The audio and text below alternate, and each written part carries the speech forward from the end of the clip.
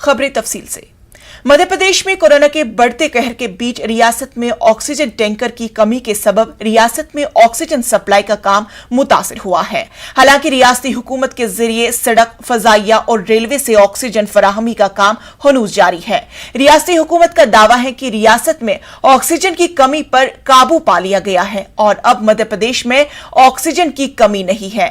वहीं दूसरी जानिब रियासत के एक मकाम से दूसरे मकाम तक ऑक्सीजन को पहुंचाने के लिए रियासती हुकूमत के पास ऑक्सीजन टैंकर की कमी की शिकायतें मौसूल हो रही है।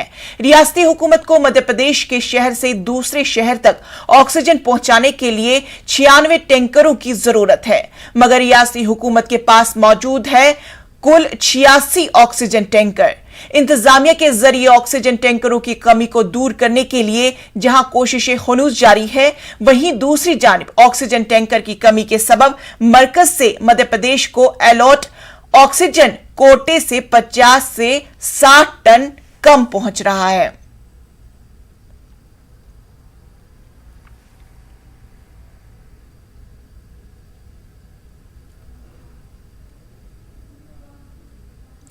वहीं मध्य प्रदेश में कोरोना कहर को देखते हुए रियासत में ऑक्सीजन प्लांट कायम करने और ऑक्सीजन फराहमी के मैदान में मध्य प्रदेश को खुद कफील बनाने की सिमत में हुकूमत ने बड़ा फैसला किया है। मध्य प्रदेश में ऑक्सीजन का नया प्लांट लगवाने वालों को हुकूमत ने 50% सब्सिडी देने का फैसला किया है।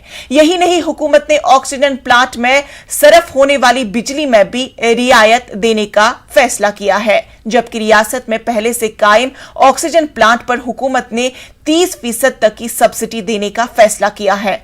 हुकूमत के फैसले से मेडिकल कॉलेजों और प्राइवेट अस्पतालों को फायदा पहुंचेगा।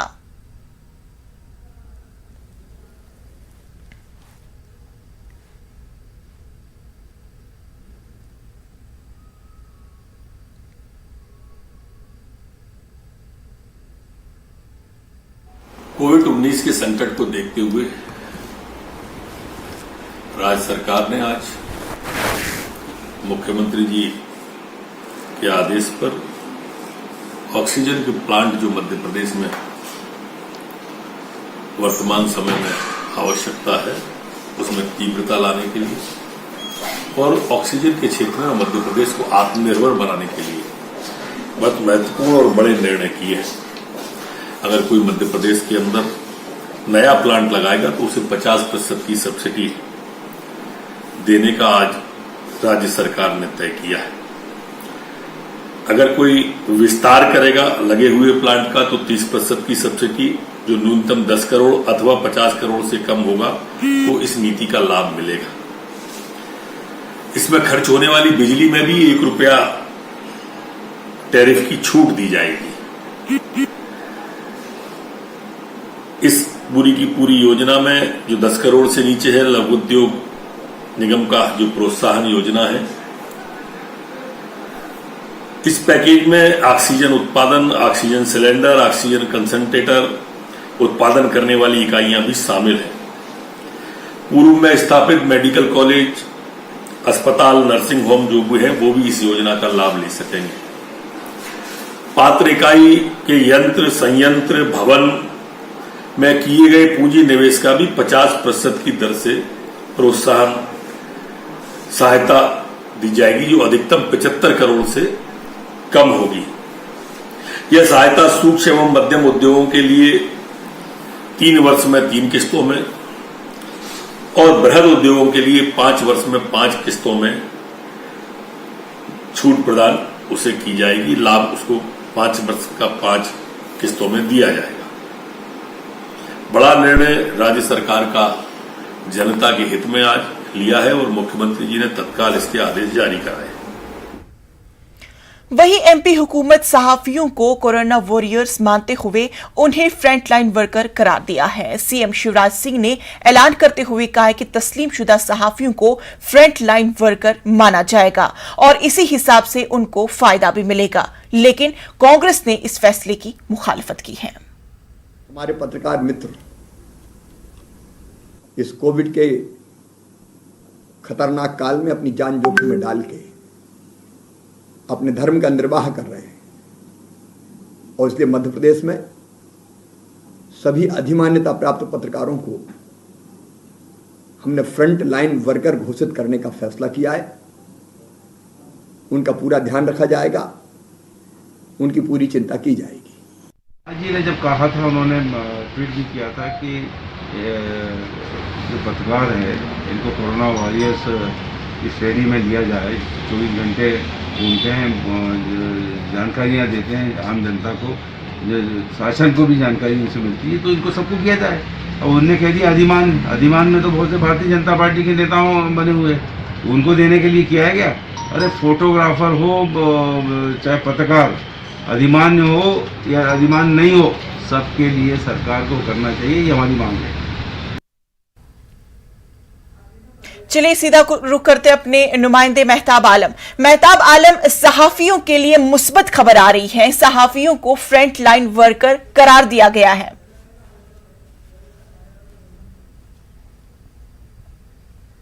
इंशा इसकी मुतालबा जो है साल भर से किया जा रहा था कि सहाफ़ी फील्ड में काम करते हैं। जब हुकूमत ने बहुत सारे मैदान में लोगों को जो फ्रंट लाइन वर्कर माना है, तो सहाफ़ियों को भी जो है माना जाना चाहिए। हुकूमत ने बड़ा ऐलान तो किया, लेकिन उसमें हुकूमत ने एक बंदिश लगाई है कि जो तस्लीमशुदा एक्रीडिटेड जर्नलिस्ट है उनको ही ये मौका दिया जाएगा, उनको ही माना जाएगा। कांग्रेस का इस पर एतराज़ ये है कि फील्ड में जो लोग काम कर रहे हैं वो तमाम लोग, चाहे फोटोग्राफर हो या जर्नलिस्ट हो, उन सबको भी शामिल किया जाना चाहिए। एक्रीडेटेड की शर्त में तमाम लोग जो इस फायदे से जो है महरूम हो जाएंगे। और उसका ये भी इल्जाम है कि एक्रीडेशन जिन लोगों को दिया गया है, क्योंकि उसमें कई कैटेगरी होती है, किसी को जिला स्तर पे दिया जाता है, किसी को तहसील लेवल पे, और किसी को सूबाई सतह पर जो है दिया जाता है। और बहुत सारे ऐसे लोग होते हैं जो बरसों से काम तो कर रहे हैं, लेकिन उनकी रसाई अगर वहां तक नहीं होती है तो उनको एक्रीडेशन नहीं मिलता है। तो कांग्रेस का एक मानना है कि जितने लोग भी फील्ड में काम कर रहे हैं उन सबको जो है इसको मुराद दी जाना चाहिए। और क्योंकि वो लोग जो सिर्फ एक्रीडिटेशन की बुनियाद पर अगर काम करेंगे तो ऐसे बड़े लोग जो हैं वो फील्ड में नहीं जाते हैं, बल्कि फील्ड में छोटे जो पत्रकार होते हैं या जो छोटे जो फोटोग्राफर हैं वो जाते हैं, और उसकी वजह से उसका फायदा नहीं मिल पाएगा। यहीं पर अगर तमाम पहलुओं पर देखें तो हुकूमत ने जहां पर ऑक्सीजन की सप्लाई को जो है यकीनी बनाने का कदम उठाया है, वहीं पर मध्य प्रदेश में टैंकरों की कमी भी देखी जा रही है, जिसकी वजह से मध्य प्रदेश का जो कोटा जो मरकज ने अलॉट किया है उस तादाद में, उस वाफिर मकदार में ऑक्सीजन मध्य प्रदेश में नहीं पहुंच पा रही है। इंशा मौजूदा में मध्य प्रदेश हुकूमत के पास कुल 86 टैंकर है, और जबकि 96 टैंकर की उस तरह से जरूरत होनी चाहिए, क्योंकि मध्य प्रदेश में जितने जिले, अगर हर जिले के हिसाब से 2-2 टैंकर की बात की जाए जिनकी तादाद ज्यादा होती है, तो हुकूमत जहां पर अगर साल भर की बात करें कि जहां पर पिछले साल जो है मार्च में लॉकडाउन हुआ था और अब तक हुकूमत टैंकर की फराहमी का भी इंतजाम ऑक्सीजन टैंकर की नहीं कर पाई है। कांग्रेस का कहना है कि हुकूमत सिर्फ जो है शोबदेबाजी कर रही है, बयानात दे रही है, जमीनी सतह पर कुछ काम नहीं हो रहा है। जहां पर पहले मई से 18 साल से ऊपर के लोगों को टीका लगाया जाना था, वो आज तक उसकी तारीख का ऐलान नहीं किया गया। वहीं पर मध्य प्रदेश के वजीर दाखिला नरोत्तम मिश्रा का कहना है कि हमारे पास वैक्सीन आ चुकी हैं, लेकिन इतनी बड़ी तादाद में नहीं है, इसलिए हमें चाहते हैं कि जब हमारे पास वाफिर मकदार में वैक्सीन आ जाएगी तब हम जो है एक साथ शुरू करेंगे। और अस्पतालों में नहीं होगा, क्योंकि हम इतनी चाहते कि वहां पर अस्पतालों में भीड़ लगे जहां पर अस्पतालों में कोरोना के मरीज होते हैं, इसलिए इसके अलग से जो है बनाने की कोशिश की जा रही है, ताकि दवा भी हो और एहतियात के साथ साथ तमाम काम जारी रहे। जी मेहताब, और एक खुशखबरी जो है वो हुकूमत की जानिब से आ रही है कि नया ऑक्सीजन प्लांट लगवाने वालों को हुकूमत ने 50% सब्सिडी देने का फैसला किया है, और साथ में ही जो बिजली सरफ होगी उसमें भी रियायत का फैसला लिया गया है।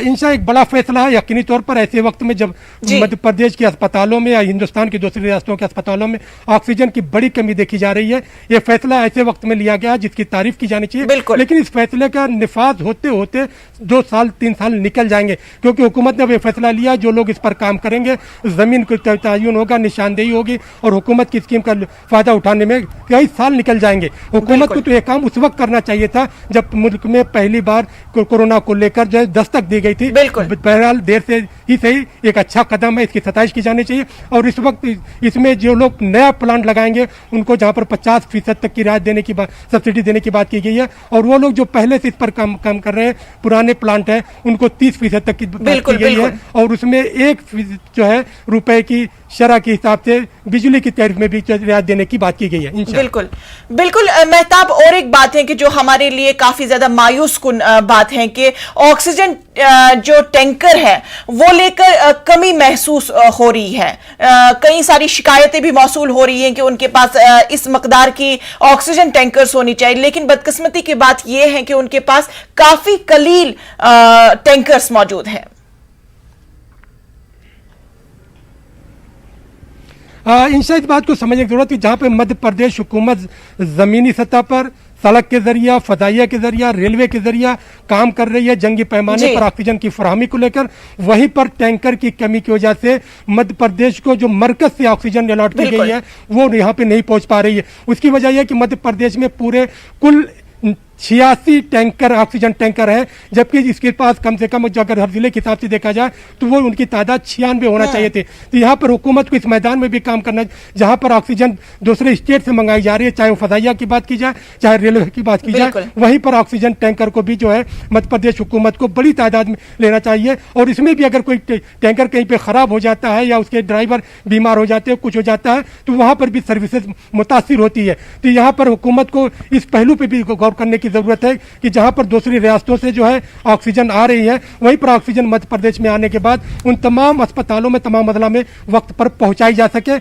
इसके साथ साथ हुकूमत ने जो एक कदम उठाया है कि जो भोपाल राजधानी की अगर मैं बात करूं कि यहाँ पर जहां पर उन्होंने माइक्रोजोन बनाए हैं, वहां पर कंटेनमेंट एरिया में और सख्ती करने का फैसला किया है कि अगर किसी इलाके में कंटेनमेंट देना, वहां पर उन लोगों के खिलाफ जो है कार्रवाई की जाएगी अगर उसको तोड़ते हैं। दूसरा यह कि वहां पर अचानक होम आइसोलेशन में जो लोग रह रहे हैं उनका सर्वे किया जाएगा और वो लोग अगर घर के बाहर पाए गए तो उनके खिलाफ 5,000 रुपए से ज्यादा का जुर्माना की भी तजवीज रखी गई है। बिल्कुल मेहताब, चूंकि आप जीरो से नजर रखते हैं, ग्राउंड को ऑलवेज आप देखते रहते हैं, ये बताएं कि जिस तरह से ऑक्सीजन की कमी का फुकदान जो हुआ करता था और जिसकी वजह से हमने देखा कि कई सारे अमवात भी हो चुके हैं, लेकिन अब आप क्या देख रहे हैं ग्राउंड जीरो से? आपके पास क्या तफसील है कि ऑक्सीजन की जो कमी थी क्या वो कहीं पर पूरी हो चुकी है?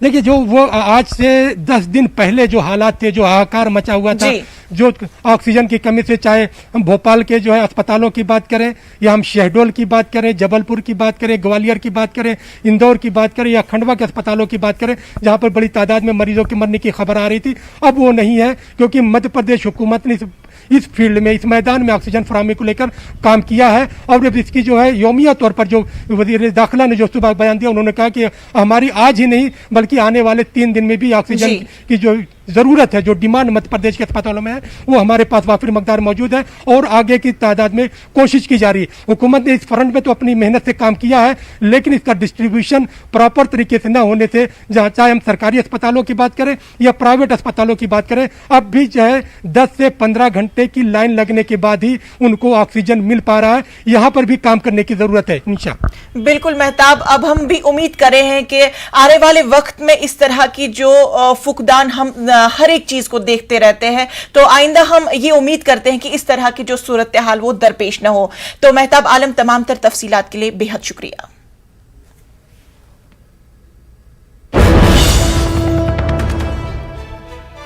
एक अहम खबर कि साबिक एमपी शहाबुद्दीन की आखिरी रसूमात की अदायगी का मामला, दिल्ली सरकार को आज ही पोस्टमार्टम करवाने का मिला हुक्म।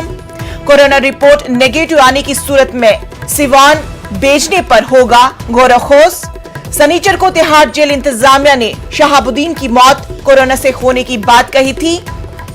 बिहार के साबिक सीएम जितेंद्र राम मांझी ने भी अदालती जांच की मांग की थी। आपको बता दें कि इस वक्त सीएम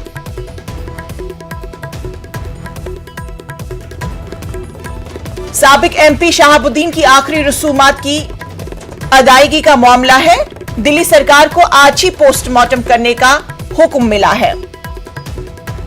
चूंकि कोरोना रिपोर्ट नेगेटिव आने की सूरत में सिवान भेजने पर गौरखोज किया जाएगा। आपको बता दें कि सनीचर को तिहाड़ जेल इंतजामिया ने शहाबुद्दीन की मौत कोरोना से होने की बात कही थी।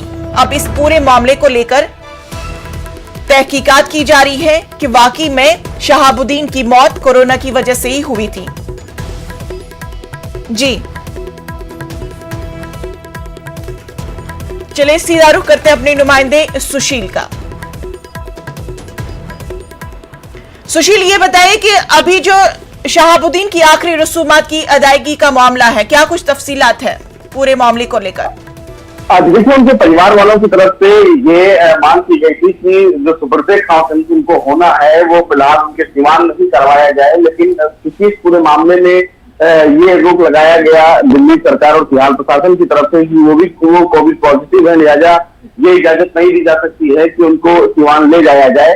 बहरहाल हाईकोर्ट में याचिका दाखिल की गई थी। हाईकोर्ट ने आज आदेश ये जारी किया है कि शहाबुद्दीन का जो पोस्टमार्टम है वो आज ही कराया जाएगा और पोस्टमार्टम की रिपोर्ट में अगर शहाबुद्दीन निगेटिव आते हैं तो फिर उनका जो डेड बॉडी है वो फिलहाल सीवान भेजे जाने पर विचार किया जाना चाहिए। तो उम्मीद ये भी है, जो हमें जानकारी मिली है, कि थोड़ी देर में शहाबुद्दीन का पोस्टमार्टम शुरू भी हो जाएगा, उसके बाद भी चीजें सामने निकल कर आएंगे। लेकिन हाईकोर्ट ने फिलहाल दिल्ली सरकार को यह आदेश जरूर दे दिया है कि आज ही शहाबुद्दीन का जो पोस्टमार्टम है वो कराया जाए और उसके बाद जो रिपोर्ट है, रिपोर्ट के आधार पर यह तय किया जाएगा कि उनका जो फिलहाल क्रिमिनेशन होगा वो कहां पर होगा, सीवान में होगा या फिर दिल्ली होगा, इस पर अभी असमंजस बना है। लेकिन अब ये सारी चीजें डिपेंड करती हैं पोस्टमार्टम रिपोर्ट पर। जी, तो अभी जो ये बात कही जा रही थी कि उनकी जो मौत हुई है वो कोरोना पॉजिटिव की वजह से हुई है, तो इसके ताल्लुक से कुछ सामने आया है? जी, इसीलिए फिलहाल ये याचिका कोर्ट में दाखिल की गई है और उसी की जांच पोस्टमार्टम रिपोर्ट में सामने निकल कर आएगी, क्योंकि पोस्टमार्टम रिपोर्ट में अगर शहाबुद्दीन की रिपोर्ट नेगेटिव आएगी तो निश्चित रूप से कहीं ना कहीं सवाल और इस पर राजनीति जरूर बढ़ेगी। बिल्कुल। और अगर उनकी रिपोर्ट निगेटिव आएगी तो निश्चित रूप से उनकी जो डेड बॉडी है, क्रिमिनेशन है, वो सीवान में कराया जाएगा। लेकिन एक बड़ा सवाल आने वाले समय में जरूर खड़ा होगा, क्योंकि बिहार प्रशासन की तरफ से बताया गया कि वो कोरोना पॉजिटिव है, लेकिन परिवार वालों की तरफ से कहा जा रहा है कि वो कोरोना पॉजिटिव नहीं थे। डिपेंड करता है कि सुशील, ये बताएं कि इस पूरे मामले को लेकर जो मजीद पार्टियां हैं उनका क्या रद्द-ए-अमल है, क्योंकि ये बहुत बड़ा सवाल है। जब जांच मुकम्मल हो जाएगी और चाहे पॉजिटिव रिजल्ट आए या नेगेटिव रिजल्ट आए, लेकिन ऐसी सूरत में एक बड़ा सवाल हम सबके बीच में खड़ा हो जाएगा। अभी देखिए, साफ तौर से ये क्योंकि शहाबुद्दीन एक बड़ा नाम है और ऐसे प्रशासन की तरफ से ये बताया गया था कि किसी शहाबुद्दीन का जो स्वास्थ्य वो ठीक नहीं है, वो कोरोना पॉजिटिव है। लेकिन इस बात की भी पुष्टि अस्पताल प्रशासन और जेल प्रशासन की तरफ से काफी देर से हुई थी। उनके मरने की भी खबर जब आई तो बिहार प्रशासन की तरफ से काफी देर में ये पुष्टि की गई कि उनकी मौत कोरोना से हुई है, जिसको लेकर परिवार वालों में लगातार असमंजस बना हुआ था। परिवार वालों की तरफ से कहा गया कि जो शहाबुद्दीन है उनका स्वास्थ्य ठीक था और वो कोरोना पॉजिटिव नहीं थे और इसीलिए इस पूरे मामले में जांच की आवश्यकता है और इसीलिए उन्होंने हाईकोर्ट का दरवाजा। जी सुशील, अब आने वाले वक्त में जांच के बाद ही ये पता चल जाएगा कि वाकई में किस तरफ से क्या बयानबाजी हो रही है और क्या कुछ मुस्बत पहलू हम सबके बीच सामने आ जाएगा। तफसीलात के लिए बेहद शुक्रिया। वक्त हुआ छोटे से वक्फे का, मिलते हैं कुछ और अहम खबरों के साथ।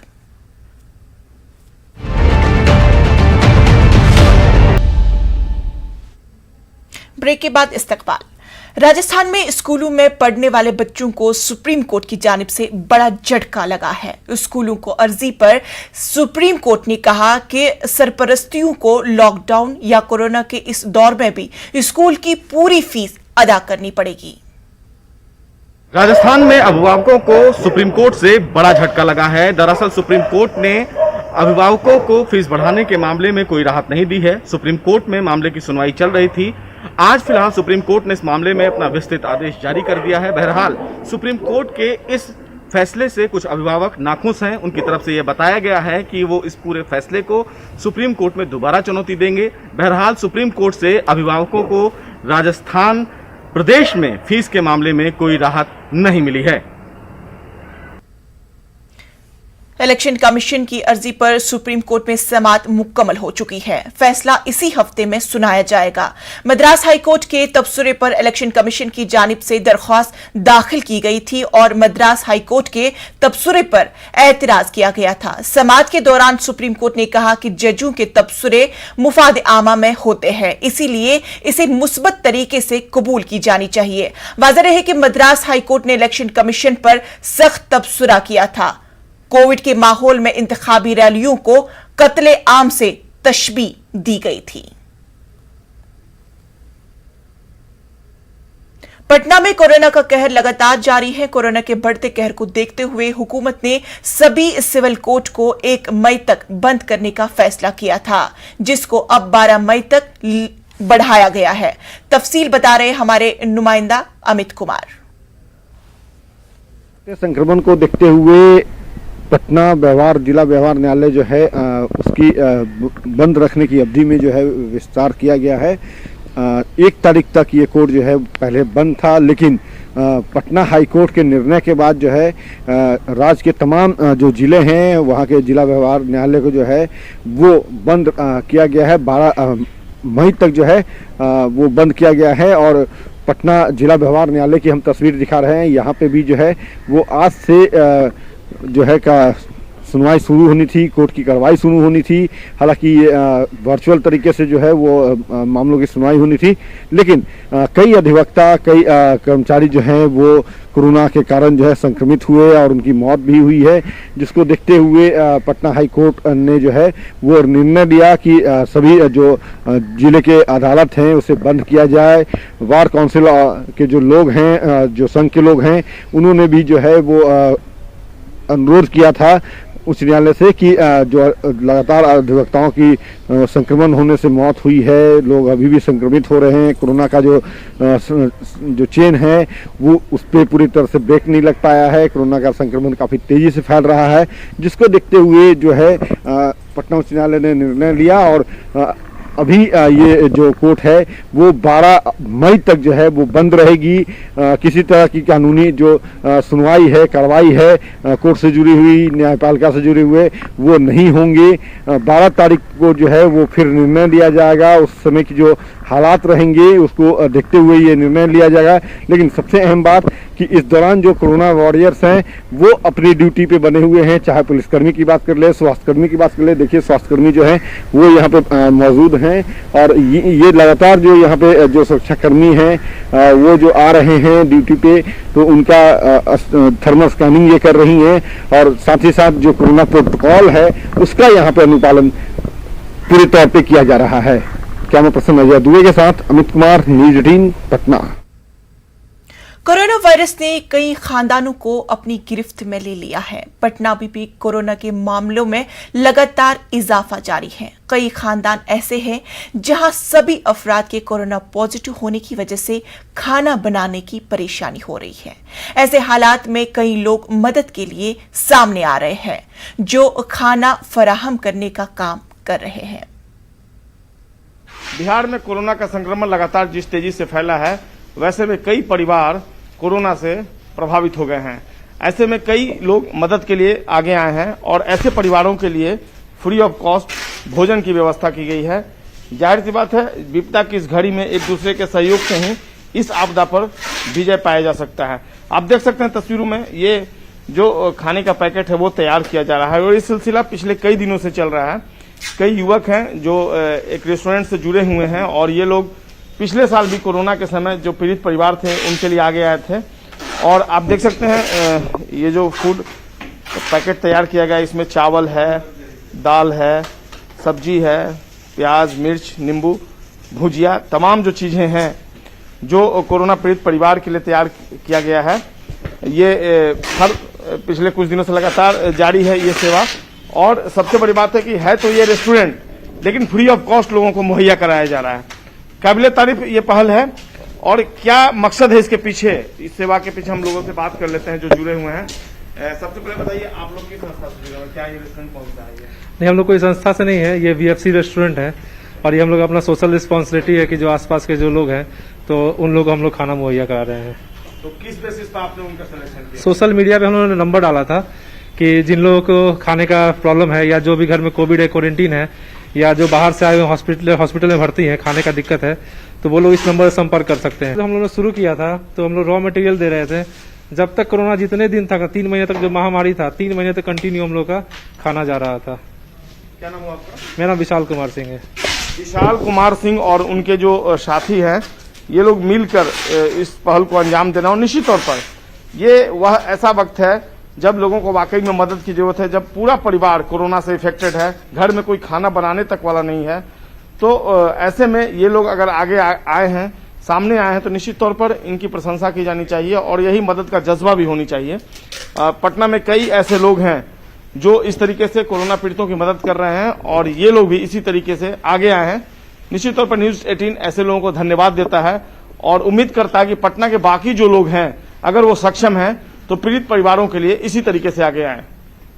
कैमरा पर्सन दीपक के साथ संजय कुमार, न्यूज 18 पटना। कोरोना वबा के दौरान बाहमी इमदाद व इन्हिसार का जज्बा मुस्तकिम हुआ है। मुल्क इस वबा से मुत्तहिद होकर मुकाबला कर रहा है। टीकाकारी के ऐलान के बाद हम बेहतर ताउन करें जिससे हम कोरोना को मात देने की जानिब कदम बढ़ा सके। नेटवर्क 18 इस मुहिम में हर कदम आपके साथ रहेगा। जब तक सभी महफूज नहीं, तब तक कोई महफूज नहीं होगा। इसी सोच की बुनियाद पर हमारी मुहिम संजीवनी का मकसद ये यकीनी बनाना है कि वैक्सीन पाना सभी हिंदुस्तानियों का हक है।